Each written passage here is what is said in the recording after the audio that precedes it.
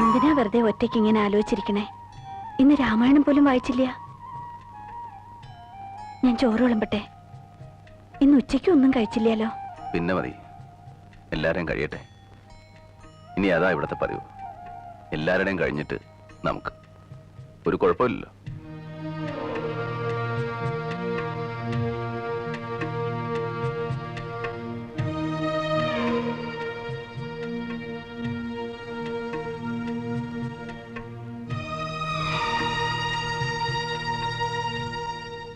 ശോഭയ്ക്ക് വലിയ വിഷമായി.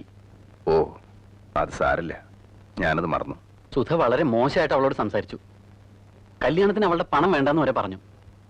വിവരമില്ലാതെ അവളെന്തെങ്കിലും പറഞ്ഞെന്ന് വെച്ച് നീ അത് സാരാക്കണ്ട. അധിക ദിവസം ഇല്ലാലോ ഇനി ആ ശല്യം. പക്ഷേ ശോഭ അത് വളരെ സീരിയസ് ആയിട്ടാണ് എടുത്തിരിക്കണേ. അവൾക്ക് അച്ഛനോട് ചോദിക്കാതെ ഇനി ഒന്നും ചെയ്യാൻ പറ്റില്ല എന്നാ പറയണേ. എന്ത് ചോദിക്കാതെ? കാശിന്റെ കാര്യം. ശോഭയുടെ പണം കിട്ടുമെന്ന് തോന്നണില്ല. എന്താണ് ഈ പറയണേ? ആകെ പ്രശ്നമായി. നമ്മൾ വേറെ എന്തെങ്കിലും ഒരു വഴി ആലോചിക്കണം. എന്ത് വഴി? ബുധനാഴ്ച സ്വർണ്ണം എടുക്കണ്ട. പണം കിട്ടിയില്ലേ കല്യാണം നടക്കില്ല. എന്നെ ചതിക്കരുത് നീ. ഞാൻ എന്താ ചെയ്യാ? പണം എന്റെ അല്ല. പറയാനുള്ളതൊക്കെ ഞാൻ പറഞ്ഞു നോക്കി. ശോഭ സമ്മതിക്കണില്ല. എന്റെ ഈശ്വര, ഞാൻ ആരോടാ ചോദിക്കുക? എങ്ങട്ടാ പോവാ? ഒക്കെ സുധ ഉണ്ടാക്കിയ പ്രശ്നമല്ലേ? ഇനി അവളും ഏട്ടനും ഏടത്തി അമ്മയും എല്ലാവരും കൂടെ ശോഭയോടൊന്ന് പറഞ്ഞു നോക്ക്. നീ പറഞ്ഞാ കേൾക്കാത്ത ഞങ്ങൾ പറഞ്ഞാ കേൾക്കോ? അത് പറയണത് പോലെ ഇരിക്കും. എന്നുവെച്ചാ എല്ലാരും കൂടെ ചേർന്ന് അവളുടെ കാല് പിടിക്കുക അല്ലേ? പിടിക്കണമെങ്കിൽ പിടിക്കണം. കാര്യം നടക്കണ്ടേ? അതിന് മേലത്തെ രാഘവന്മാർ രണ്ടാമത് ജനിക്കണം. ഭൂമിയോളം താഴാ, പിന്നെ എങ്ങടാ താഴാ? വേണ്ട, താഴണ്ട. വേറെന്താ മാർഗം വെച്ചാൽ ആലോചിക്കാം. ഒറ്റ മാർഗമുള്ളൂ. സുധയ്ക്ക് ഇത്തിരി വിഷം വാങ്ങിച്ചു കൊടുക്ക. എന്താ പറ്റോ? അതൊന്നും എന്നോട് പറയണ്ട. പെൺകുട്ടികളായി ഇത്തിരി അച്ചടക്കം വേണം. എവിടെയും കയറി എന്തും പറയാന്ന് കരുതരുത്. ഞാനൊരു കാര്യം ചെയ്യാം. എന്റെ വകയായിട്ടൊരു സംഖ്യ അങ്ങോട്ട് തരാം. ഒരു 25,000 ഉറുപ്പ്യ. ബാക്കി ഏട്ടൻ ഉണ്ടാക്ക്. പിന്നെ എവിടെന്നെങ്കിലും ഒക്കെ പറയും. മതിയടാ, നിർത്ത്. നീ മേലെ തച്ചുനാർക്കുണ്ടായത് തന്നെയോടാ. ഏട്ടൻ നിലമറന്ന് സംസാരിക്കരുത്. ആരാ നില? നിന്റെയോ? നിനക്കെന്ത് നിലണ്ടടാ? നിന്റെ വാക്കിന് സത്യമുണ്ടോ? നീ മനുഷ്യനാണോടാ? 25,000 ഉറുപ്പ്യ. നിന്റെ പെങ്ങക്ക് ആ ധർമ്മം വേണ്ടെങ്കിലോ? വേണ്ടെങ്കിൽ വേണ്ട. വിജയ, ഇങ്ങോട്ട് വാ. അങ്ങേരോട് സംസാരിക്കാൻ നിൽക്കണ്ട. ചെല്ലടാ, വളർത്തുപറ്റിയല്ലേ? വിളിക്കണോടത്ത് ചെല്ല്. ഏട്ടനോട് വീണ്ടും ഞാൻ പറയാണ്, മര്യാദക്ക് സംസാരിക്കണം. നീ എന്നെ മര്യാദ പഠിപ്പിക്ക. എന്താ? എന്താടാ? എന്താടാ ഞാൻ ഈ കാണുന്നേ? എന്റെ കുടുംബം നശിച്ചല്ലോ ഈശ്വര. എന്താ ഉണ്ടായേ? നീ ഇങ്ങനെയൊന്നും പറയാത്തതാണല്ലോ മോനെ. എന്തെങ്കിലും ഒന്ന് പറയേ. അവള് താഴെയുണ്ട്. അവളെ ഇതൊന്നും അറിയിക്കണ്ട. ഞാൻ ജീവിച്ചിരിക്കുന്നുണ്ടെങ്കിൽ ഉള്ളതെല്ലാം വിറ്റായാലും ഞാൻ ഈ കല്യാണം നടത്തും. വിജയം പണം തരില്ലേ? തരും. നമ്മളെല്ലാം ചേർന്ന് അവന്റെ പെണ്ണിന്റെ കാല് പിടിക്കണം. അത് വേണോ അമ്മേ? പിടിക്കാൻ അത്ര കഴുതക്കാല് വേറെ ഇവിടെ.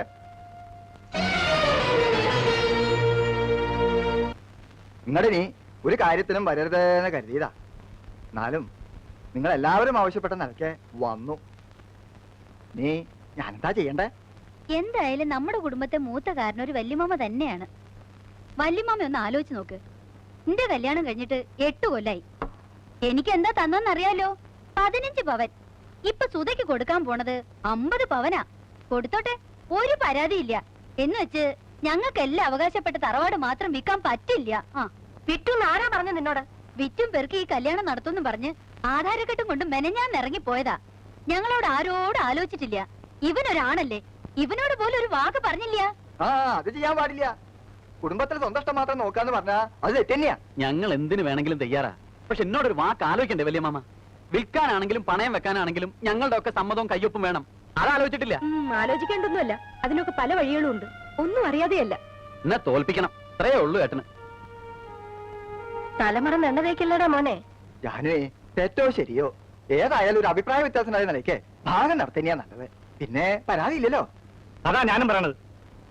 എനിക്കിപ്പോ മണ്ണും ഭൂമിയൊന്നും അല്ല പ്രശ്നം. എന്റെ അനിയത്തിയാ. കുടുംബത്തിന്റെ അഭിമാനത്തിന്റെ പ്രശ്നം അത്. ആ, വല്യമ്മാമ എപ്പോഴാ വന്നേ? കുറച്ചേരായി. എല്ലാരും ഉണ്ടല്ലോ. എന്താ പുതിയൊരു സഭ കൂടല്? ഇവർക്കൊക്കെ ചില പരാതികളുണ്ട്.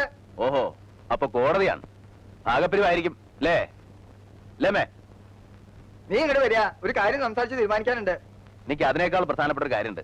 അത് കഴിയട്ടെ ആദ്യം, എന്നിട്ട് വരാം. തേൽട്ടേക്ക് പോയിക്കോളൂ. അച്ഛനും അമ്മയൊക്കെ ചത്തിട്ട് 5-6 കൊല്ലായില്ലേടി. പിന്നെ എന്തിനാ കരയണേ? സുധേന്തിയെ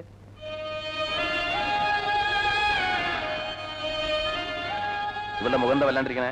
അവള് കരച്ചില് തന്നെയാ. കുടുംബത്ത് കലഹം ഉണ്ടാക്കിയിട്ട് ഈ കല്യാണം നടത്തണ്ടെന്നാ പറയണേ. ഒറ്റ വീക്കിയാൻ വെക്കും. കുടുംബത്തെ കാര്യമൊന്നും നീ നോക്കണ്ട. നീ നിന്റെ കുടുംബം ഉണ്ടാവുമ്പോ നോക്കിയാ മതി. വല്യേട്ടനെ എല്ലാരും ഒറ്റപ്പെടുത്തും. വല്യേട്ടനെ എല്ലാവർക്കും ഒറ്റപ്പെടുത്താം, പക്ഷെ വല്യേട്ടൻ ഒറ്റപ്പെടാൻ വയ്യല്ലോ. അതല്ലേ വല്യേട്ടന്റെ കുരുക്ക്. ദാ, എല്ലാം ഉണ്ട്, പക്ഷെ 50 പവനില്ല. എന്ന് വെച്ച് കല്യാണം നടക്കാണ്ടിരിക്കാൻ പോണില്ല. നിനക്ക് അത്യാവശ്യമുള്ള പൊന്നുണ്ട്. ബാക്കി പൊന്നിന്റെ സമാധാനം ഏട്ടൻ ചെയ്തു. ദാ പോരെ.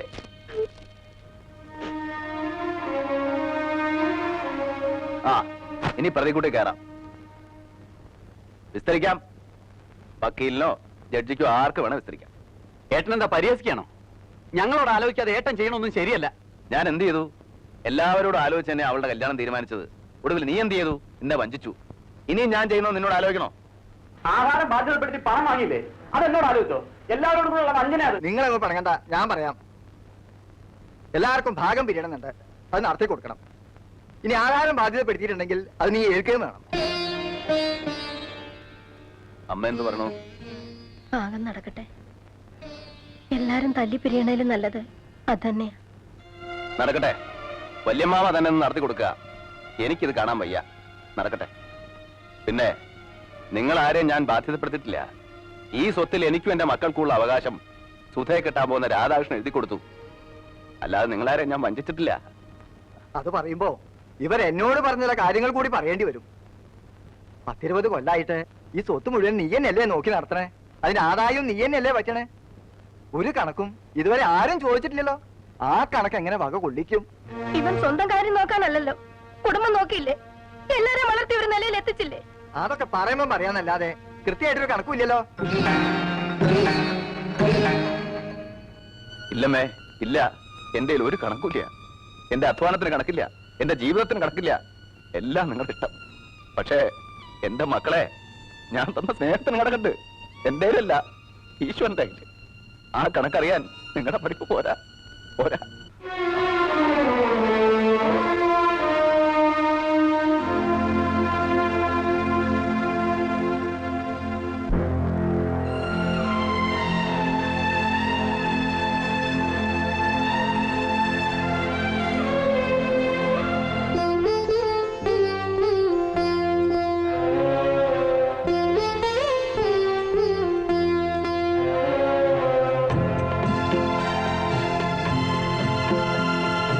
അലയും കാറ്റിൻ ഹൃദയം അരയാ കൊമ്പിൽ തേങ്ങി പുടവത്തുമ്പിൽ പാടം കണ്ണീരൊപ്പി രാമായണം കേൾക്കാതെയായി പൊന്മൈനകൾ മിണ്ടാതെയായി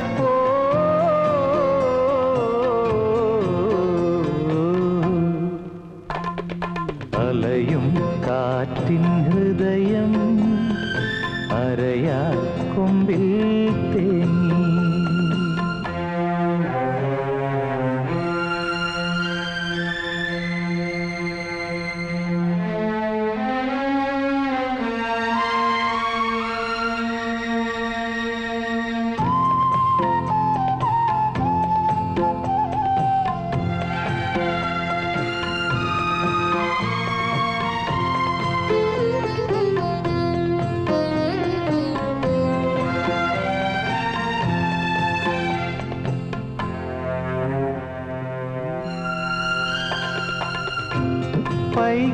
പൈക്കിടാവേങ്ങി നിന്നു പാൽമണം വീണലിഞ്ഞു. പൈക്കിടാവേങ്ങി നിന്നു പാൽമണം വീണലിഞ്ഞു. യാത്രയായി ഞാറ്റുവേലയും ആത്മസൗഹൃദം നിറഞ്ഞൊരു സൂര്യനും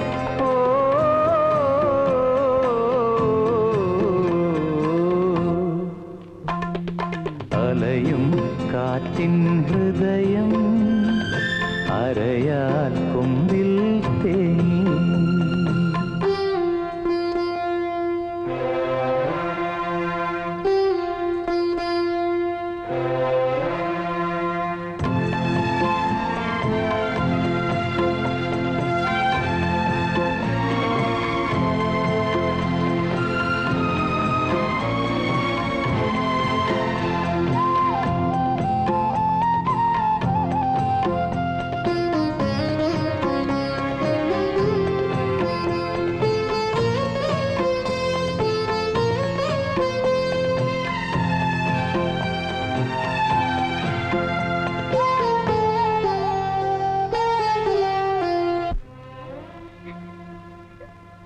സാരല്ലമ്മേ, വിധിയാണ്, അത് അനുഭവിക്കണം.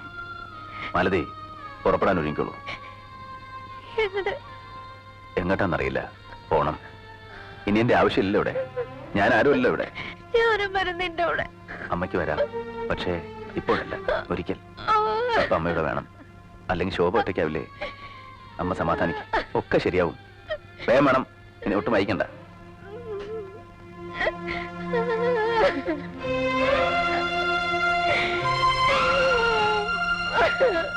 വൈദേഹി പോകയായി വനവാസകാലമായി,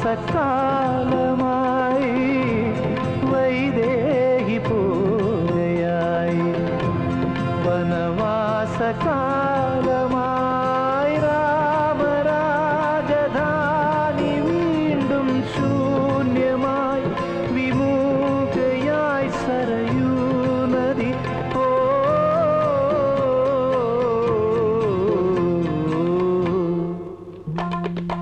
അലയും കാറ്റിൻ ഹൃദയം അരയാൽ കൊമ്പിൽ തേങ്ങി, ഓല പുടവത്തുമ്പിൽ പാടം കണ്ണീരൊപ്പി, രാമായണം കേൾക്കാതെയായി പൊന്മൈനകൾ മിണ്ടാതെയായി.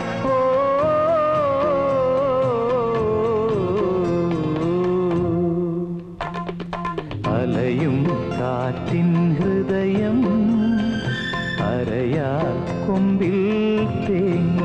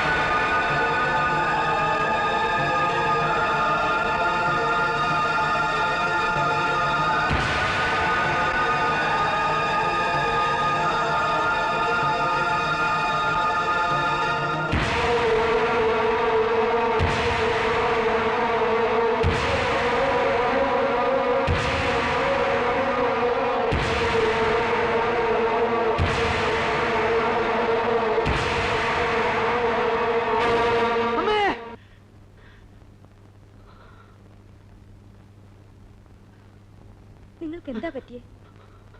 ഒന്നുമില്ല. ഒന്നുമില്ലാണ്ട് അലറിയത് എന്താണെന്ന് പറഞ്ഞൂടെ? അമ്മയാണെങ്കിൽ ആരോടും സംസാരിക്കില്ല, വിജയനും അതെ. എന്തെങ്കിലും ചോദിച്ചാൽ കൂടി ഉത്തരവില്ല. കോടതിയിലും എങ്ങനെയാ?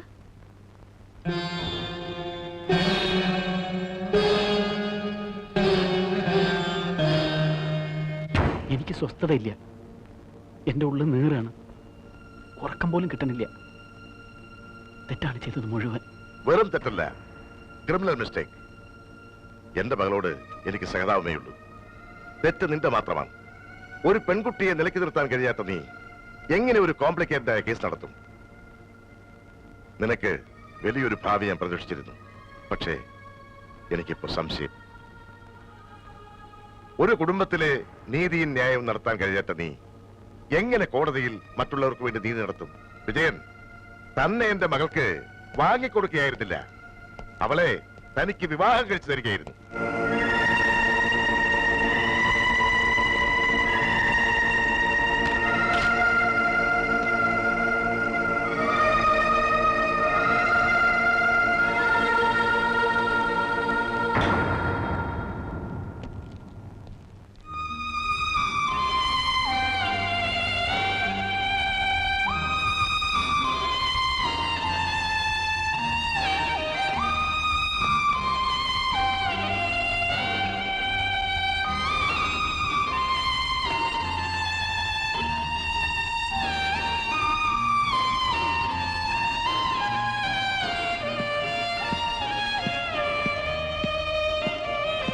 ഞാൻ വിചാരിച്ചു അത് ഫ്രണ്ടിൽ നിന്ന് മാറ്റണമെന്ന്. എന്തിനാ അത് ഇങ്ങോട്ട് കൊണ്ടുവന്നത്? ഒന്നും അല്ലെങ്കിൽ മച്ചിന്റെ മുകളിൽ കൊണ്ട് ഡംപ് ചെയ്, അല്ലെങ്കിൽ ആർക്കെങ്കിലും കൊടുക്ക്. ഇതെനിക്ക് വേണം.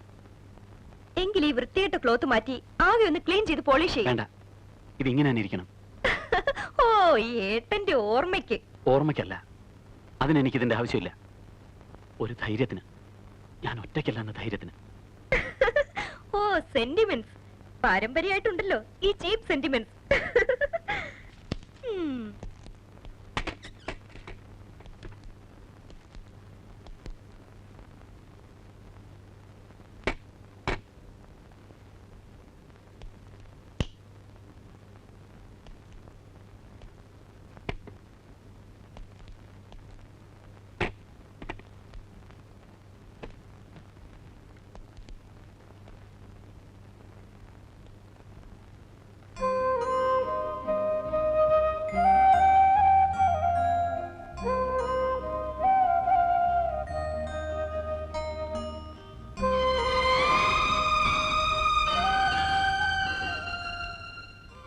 ഈ മുറി എന്നും അടിച്ചു തുടപ്പിക്കണം.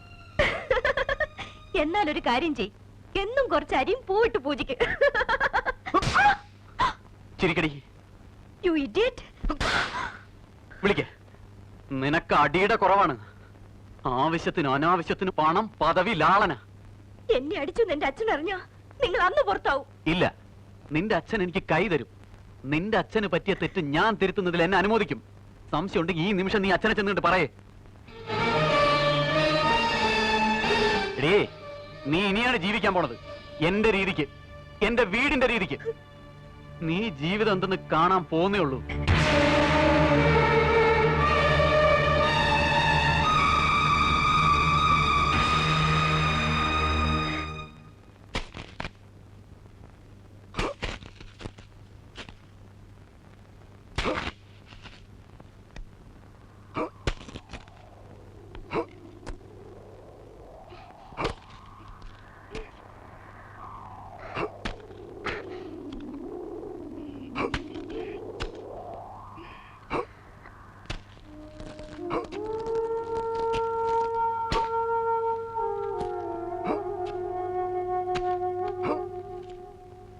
വെള്ളം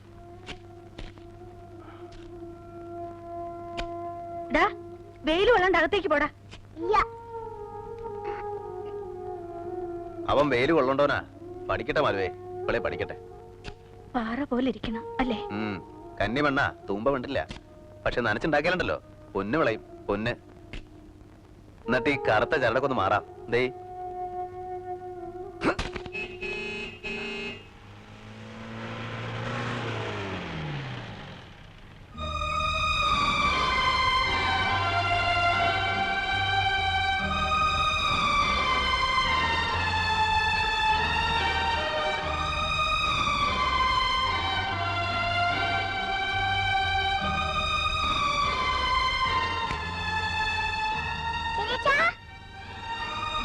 കൊണ്ടുണ്ണി.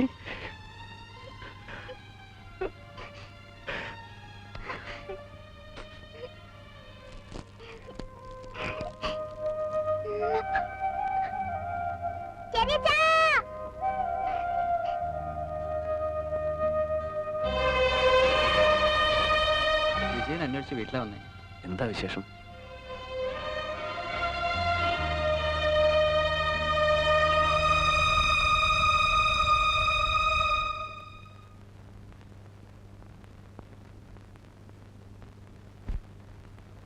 എന്നെ ശപിക്കരുത് ഏട്ടാ.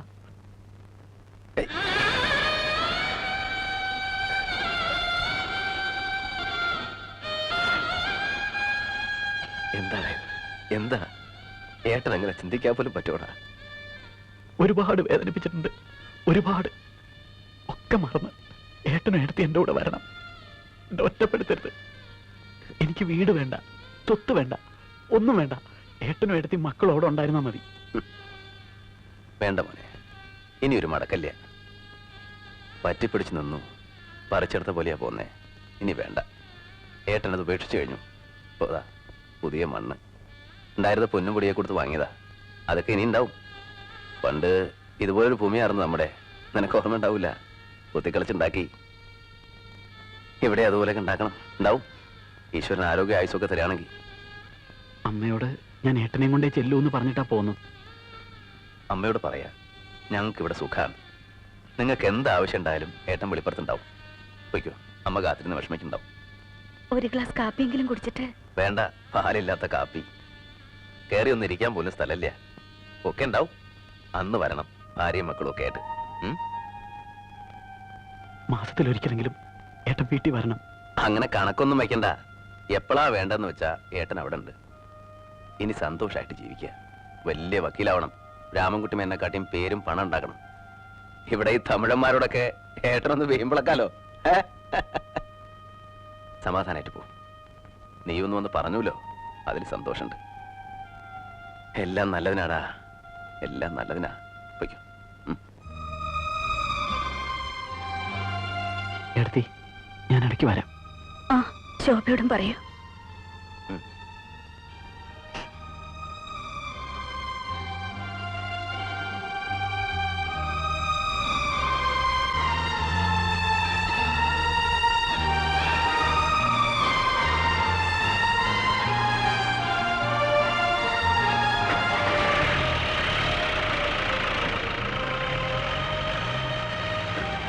എല്ലാ വിഷമവും മാറി. സന്തോഷായി എനിക്ക്. അവ വന്നൂലോ, എനിക്ക് അത് മതി.